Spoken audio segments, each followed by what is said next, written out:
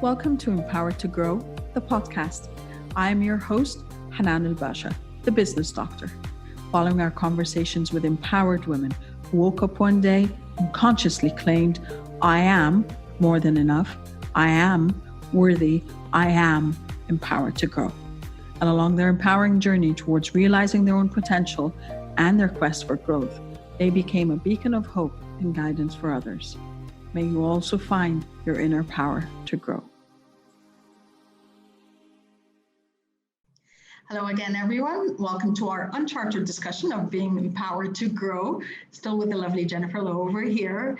And we were talking in between, and Jennifer has 3 pillars: money, me, millions.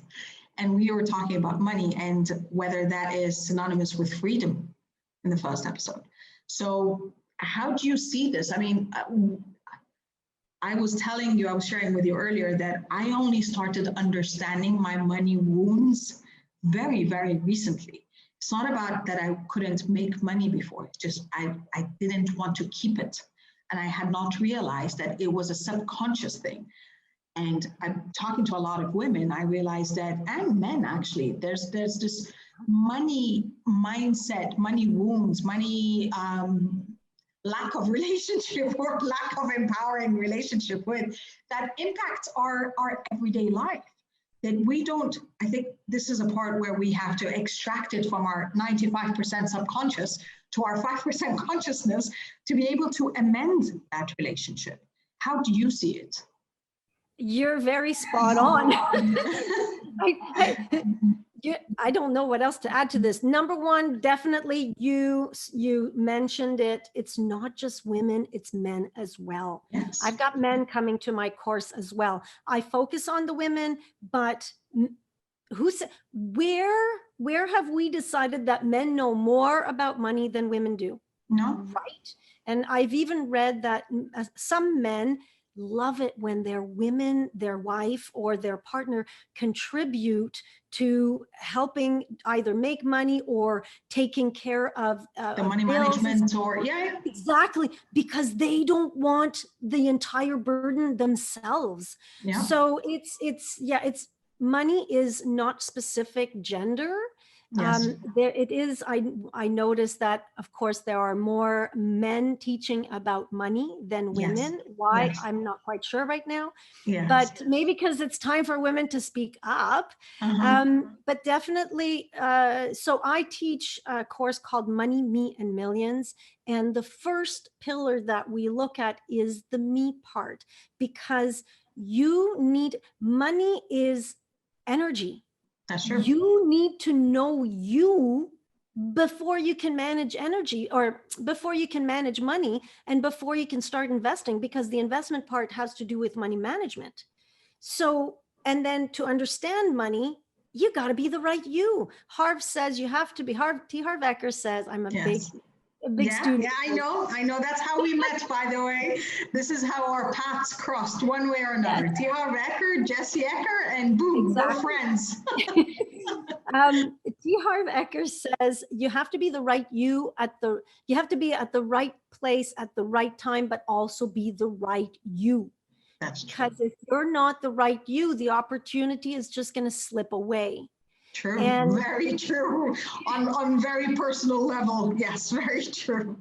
And that's the thing. So that's why we start with the me part. You need to be the right you for everything else to work in regards to money, which is the segment that I look at.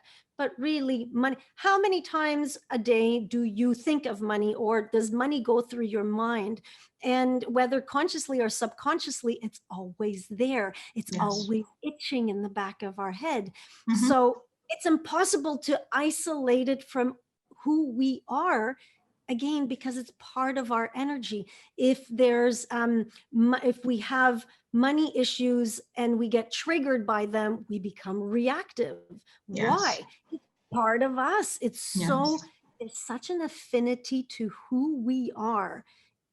Intertwined with money, you can't separate it. So why not work with that energy instead of fighting it off all the time? Exactly. And how many times, as well as you're talking, I'm thinking, how many times are we doing things or contributing to jobs or sticking around when with things that are not in alignment with us, but just because we believe that it is the money and we can't separate ourselves from it. We need it to survive. We need it to do whatever, to contribute to our livelihood.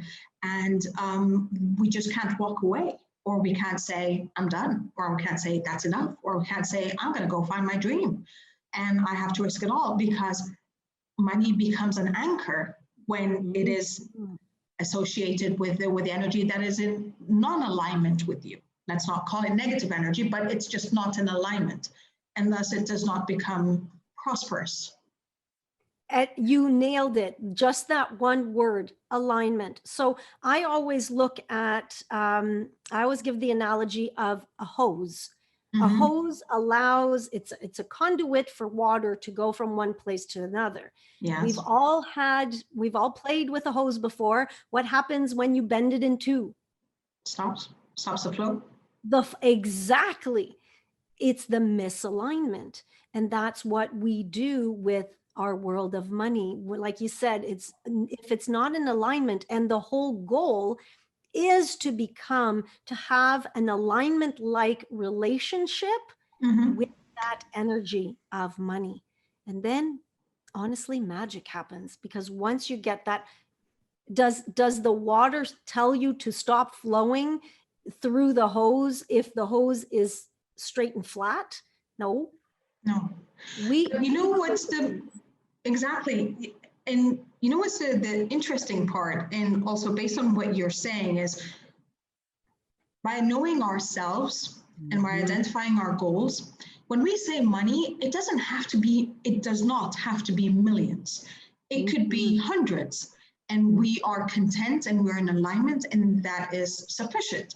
Because I realized that, again, that's part of our conditioning growing up. If you don't have the abundance in terms of millions, and abundance here is not about the money, it's really about you, but it's associated with the money.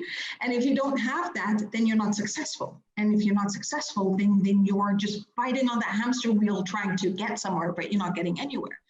And that became very important for me, because that became one of my pillars when I'm working with the ladies who want to start their business. And I say, okay, first, you need to define your own success parameters.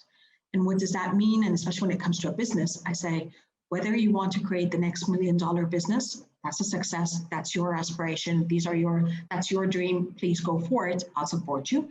Or you want to create the next 2-hour a day as the kids are in school business, that's a success as well. So it doesn't have to be about the volume. It doesn't have to be about the whatever it is. It's about, what do you want out of it? What's the impact that you are expected to get out of it? And I think that is also another element of our relationship with money. We think that if we don't have 6, 7, 8 figures in our bank accounts, then we're not worthy. But it could be just a few thousands, and you're good. You're covered. You're content. Yep. And that's, it's since you're on that topic, the millions segment, the millions pillar, I called it millions because I wanted to stay with the M words. Yes. But that pillar is about investing. Yes. So where you get your fulfillment from what you do in whatever your success level is, but you always want to think further ahead and plan for the future. Yeah. Plan for the future. Yes. I don't like to use the word retirement because a lot of people think it's old age stuff, but really retirement nowadays can happen at 50. It can happen at 40. There are people that are doing it all the time. And retirement, again, means that freedom lifestyle. It means you work because you want to, not because you have to. Not because you need it for sustainability of livelihood. Exactly. So there's that whole pillar that we build, and you can build it, especially if you have time working in your favor. You can build it to the millions without being completely drabby and running through the hamster wheel, like you say. As long as you're doing it right and give it time and give it the breathing space, and you're in the alignment with yourself, so you're not repelling it, let it run. And I think that's very important, because when you talk about investment, and not a lot of people think of investment from that perspective. Investment, first of all, is a long-term strategy. No one invests to do the quick gains. That's not an investment. An investment means it's a long-term strategy, and you know in advance, or have an idea in advance, what do you want as your ROI? What do you want on your return on investment? Exactly. And investment is not just about money.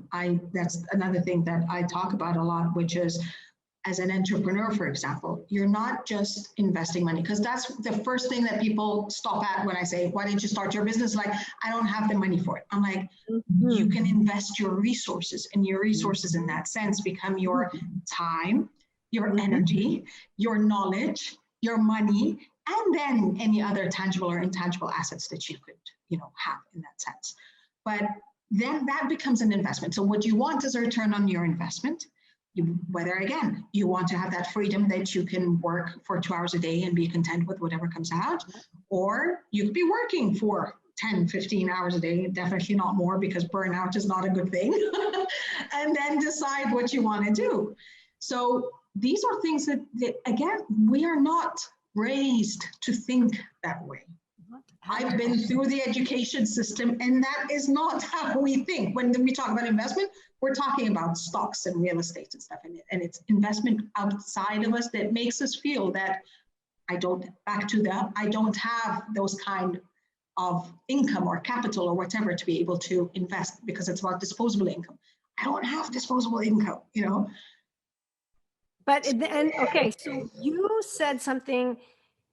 Okay, I'm going to go back to T. Harv Eker. Yes, please.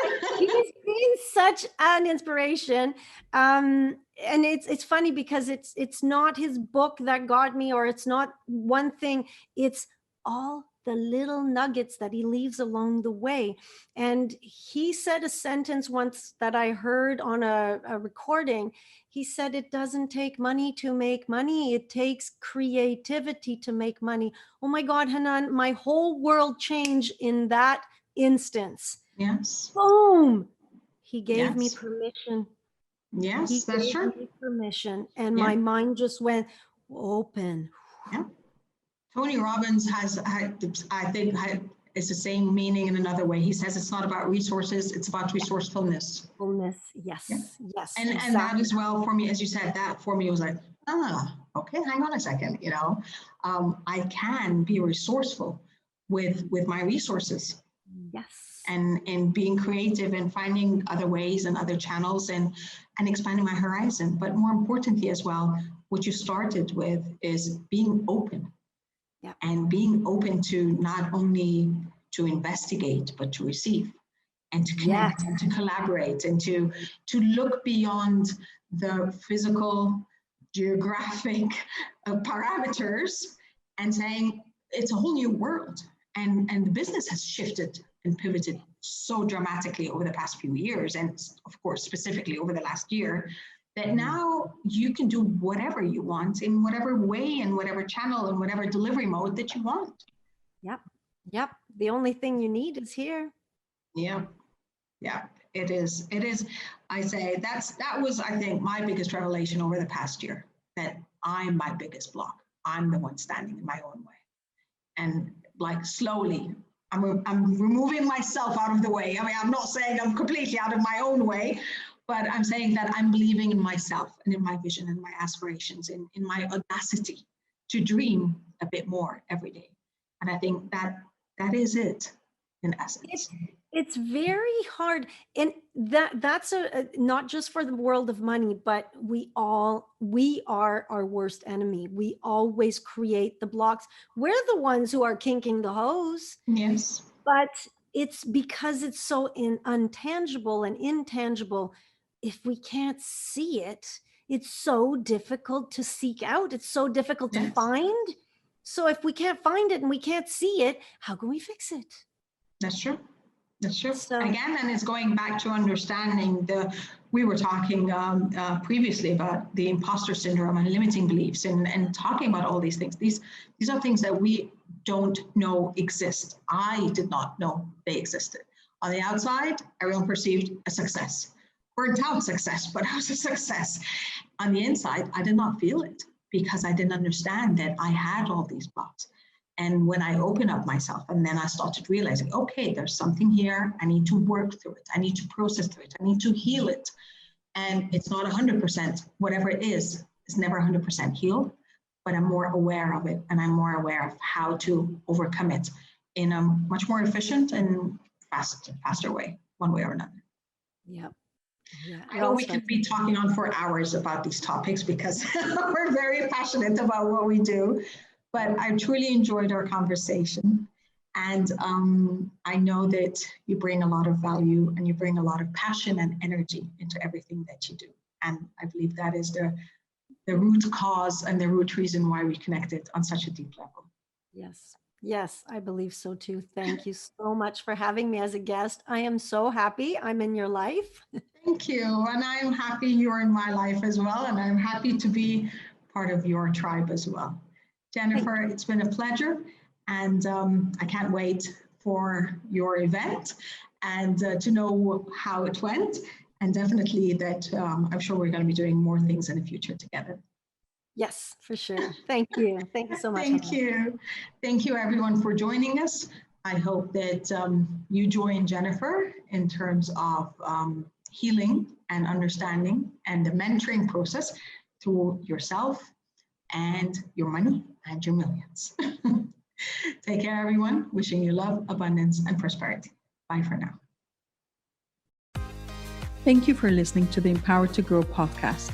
For further engagement with a tribe of empowered women, join my Facebook group, Empowered to Grow, or visit my website, www.hananulbasha.com.